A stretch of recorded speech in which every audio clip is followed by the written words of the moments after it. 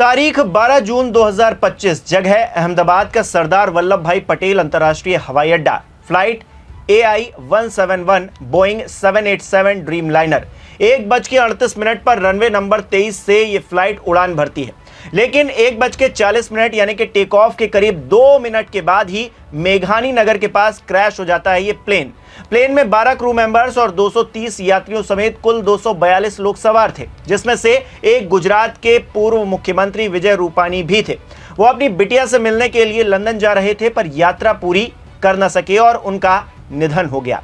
ऐसे में सवाल ये खड़ा होता है दोस्तों कि इतनी बड़ी दुर्घटना हुई तो हुई कैसे और कौन है इसका असल जिम्मेदार। नमस्कार, मेरा नाम हिमांशु मिश्रा है, आप देख रहे हैं 4PM न्यूज नेटवर्क। दोस्तों, बोइंग 787 ड्रीमलाइनर जो लंबी दूरी की उड़ानों के लिए जाना जाता है, उसमें बेहतरीन नेविगेशन होता है तमाम, और जो सिस्टम है वो काफी एडवांस है। प्लेन को उड़ाने वाले captain Sumit Sabharwal main pilot थे, जिनके पास 8200 घंटे की उड़ान का एक्सपीरियंस था, जबकि co pilot first officer Clive Kunder के पास 1100 घंटे विमान उड़ाने का अनुभव था। फिर भी अगर हादसा हुआ तो कोई ना कोई बड़ी वजह तो जरूर होगी दोस्तों। अहम जानकारी ये निकलकर सामने आ रही है कि प्लेन के पायलट की तरफ से क्रैश से ठीक पहले करीबी ATC को सिग्नल भेजा गया था, जो कि खतरे का अंदेशा बता रहा था, और इसी के कुछ पलों के बाद ही विमान क्रैश हो जाता है और इस दुर्घटना में लगभग सभी लोगों की मौत हो गई है। ये जानकारी सूत्रों के हवाले से निकलकर सामने आ रही है। शुरुआती जानकारी के मुताबिक इंजन में टेक्निकल खराबी की वजह से यह हादसा हुआ। ऐसे में कई और सवाल खड़े हो गए हैं। सवाल क्या है दोस्तों? सवाल यह है कि बोइंग 787 दुनिया के सबसे एडवांस और सेफ प्लेन्स में गिना जाता है। फिर एयर इंडिया की फ्लाइट AI-171 अहमदाबाद से टेक ऑफ के चंद सेकंड्स में क्रैश कैसे हो जाती है? एडवांस ड्रीमलाइनर महज 1-2 मिनट में कैसे फेल हो जाता है? विमान 600 फीट से ऊपर क्यों नहीं बढ़ पाता? लैंडिंग गियर अगर पूरी तरह से काम नहीं कर रहा था तो क्या पहले प्लेन की जांच नहीं की गई थी? क्या टेक ऑफ से पहले टेक्निकल फॉल्ट्स रह गई थी उस प्लेन के अंदर? मैकेनिकल फेलियर, सिस्टम फेलियर या फिर स्ट्रक्चरल दिक्कत क्या थी हादसे की असली वजह? इस बात को लेकर हर कोई चर्चा कर रहा है। डिस्ट्रेस कॉल क्यों नहीं आई? ATC को पायलट का केवल मेडे मिला और कुछ क्यों नहीं? बोइंग 787 ड्रीमलाइनर का यह पहला फेटल क्रैश है। क्या बोइंग कुछ छिपा रहा है? क्या ड्रीमलाइनर में कोई फेटल डिजाइन फ्लॉ था, या फिर मामला कुछ और भी गहरा है जिसकी परतें खुलना भी बाकी है? हालांकि इससे पहले भी कई बार बोइंग के विमान क्रैश हो चुके हैं, ये सच है। सरकारी आंकड़े बताते हैं कि बोइंग विमान दुनिया भर में लगभग 6000 घटनाओं में शामिल रहा है, जिसमें से 415 तो डेंजरस इंसिडेंट थे। इन घटनाओं में 9000 से ज्यादा लोगों की मौत भी हो गई। दुनिया भर में फ्लाइट वाले हजारों यात्री विमानों में से कम 4000 से ज्यादा विमान बोइंग 737-800 है। फिलहाल अहमदाबाद में क्या हुआ, ये जांच के बाद पता चलेगा। आखिर गलती विमान की थी या फिर किसी और की? संभावित गलतियां क्या हैं, इस पर बात कर लेते हैं, क्योंकि बाद में जब रिपोर्ट आएगी इस पूरे मामले पर, तब समझ में आएगा कि आखिरकार क्या हुआ था। लेकिन जो संभावनाएं हैं उस पर बात करते हैं। संभावनाएं क्या है? टेक ऑफ के दौरान विमान पूरी तरह से पायलट के मैनुअल कंट्रोल में होता है और फैसले लेने में सेकंड्स का समय होता है। अगर पायलट ने गलत निर्णय लिया और इमरजेंसी में सही प्रतिक्रिया नहीं दी तो इसे मानवीय भूल माना जा सकता है।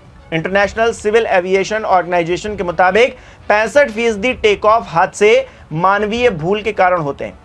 हादसे के लिए इंजन फेल होना या फिर अन्य गड़बड़ियां जैसे हाइड्रोलिक्स या फिर इलेक्ट्रिक जो सिस्टम है वो भी जिम्मेदार हो सकता है। ये एयरलाइन के रखरखाव या फिर बोइंग के डिजाइन से जुड़ा मसला है, जिस पर सवाल भी उठ रहे हैं। इसके अलावा बर्ड स्ट्राइक, रनवे पर बाधा या मौसम की वजह से भी हादसे होते हैं। हमने ऐसी कई घटनाएं देखी हैं। फिलहाल Directorate General of Civil Aviation ने कहा है कि हादसे के कारणों की जांच के लिए directorate of air worthiness, assistant directorate of air worthiness और एक फ्लाइट ऑपरेशन इंस्पेक्टर की टीम तैयार की गई है। इस पूरे मामले में, इस पूरी घटना में एक और बड़ी बात यह है कि प्लेन जिस बिल्डिंग से टकराया दोस्तों, वो सिविल हॉस्पिटल के हॉस्टल की थी, जिसमें रेजिडेंट डॉक्टर रहते थे। घटना के दौरान हॉस्टल में 50 से 60 इंटर्न मौजूद थे, डॉक्टर्स मौजूद थे। वो सभी लंच कर रहे थे। प्लेन में धमाके का असर इतना भयंकर था दोस्तों कि अंदर मौजूद डॉक्टरों के शव के टुकड़ों में बिखरने की खबरें हैं। वही दुर्घटनाग्रस्त प्लेन की बात करें तो उसमें 12 क्रू मेंबर्स और 230 यात्रियों समेत कुल 242 लोग सवार थे। गुजरात के CM, जैसा कि मैंने आपको पहले भी बताया, वो भी मौजूद थे, विजय रूपानी जी। वो इसी प्लेन में अपनी बेटी से मिलने के लिए लंदन जा रहे थे। उनका सीट नंबर 12 था। प्लेन क्रैश में रूपानी जी समेत सभी की मौत हो गई है, सूत्रों के हवाले से ये बताया जा रहा है। जबकि अहमदाबाद के अलावा अलग अलग जिलों से 25 टीमें राहत और बचाव कार्य के लिए मौके पर पहुंची हैं। एयर इंडिया ने अहमदाबाद विमान दुर्घटना से जुड़ी यात्रा जानकारियों के लिए एक यात्री हॉटलाइन नंबर 1856-91-444 जारी किया है। विमान हादसे के बाद अहमदाबाद हवाई अड्डे से फिलहाल विमानों की आवाजाही रोक दी गई है। अगली सूचना तक सभी उड़ानों का संचालन अस्थायी रूप से निलंबित भी कर दिया गया है।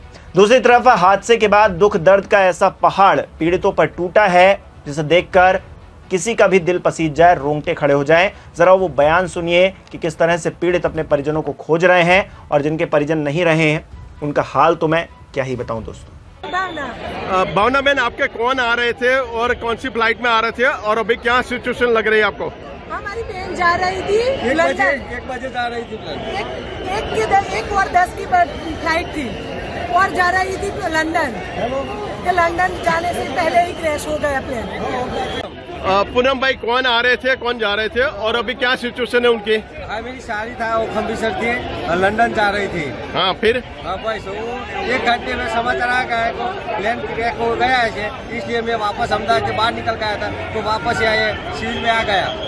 क्या अभी लग रहा है, क्या प्रशासन की तरफ से क्या हेल्प? अभी देखने भी नहीं मिला, वो अंदर एंट्री नहीं मिली सिविल में, अभी कुछ भी समाचार नहीं मिला है। मेरा नाम रमीला बेन, आप कौन था वहाँ पे और हॉस्टल में कौन क्या काम कर रहे थे? मेरा लड़का है ना, वो ब्रेक पड़ा था खाने का तो हॉस्टल में खाने गया था इधर, यानी हॉस्टल में ही प्लेन क्रैश हुआ। पर मेरे लड़का को कुछ हुआ नहीं, बात हुई मेरी, पर इसके भाईबंद है ज्यादा हुए तो लोग मर गए।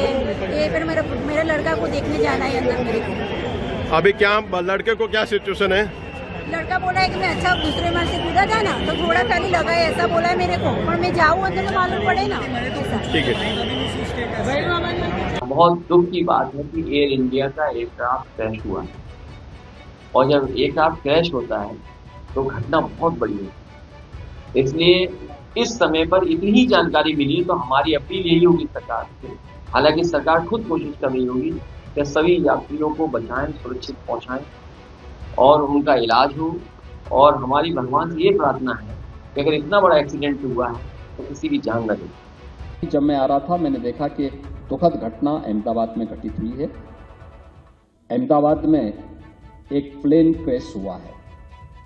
बताते हैं अहमदाबाद से वह लंदन के लिए जा रहा था और उसमें कुछ इस दुर्घटना के कारण प्लेन क्रैश होने के नाते बहुत सारे यात्रियों को अपनी जान गंवानी पड़ी है। ईश्वर से मैं सबकी सुरक्षित रहने की कामना करता हूं और ईश्वर से प्रार्थना करता हूं कि इस प्रकार की किसी भी प्रकार के हादसे से हम जनहानि को बचा सकें।